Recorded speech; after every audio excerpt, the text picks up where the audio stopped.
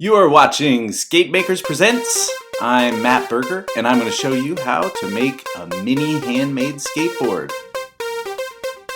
This little guy is made from 5 sheets of thin wood veneer. They're arranged in a way so you have long grain and cross grain. That gives it its strength. To get started, just start applying glue to each sheet except for that first one. If you add too much glue, just spread it around to the other pieces or wipe it off on your piece of paper there.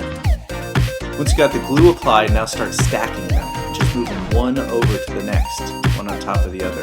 This is giving you your cross-grain ply to make that skateboard really strong while thin. Now drop it onto your foam mold, which is shaped to the inverse of your mini finger deck. And first give it the concave by tightly wrapping it with some tape. Now you're going to use some tape to create a kick tail on one side. Remember, tight grip. And then apply some tape to the other side to give it a kick nose.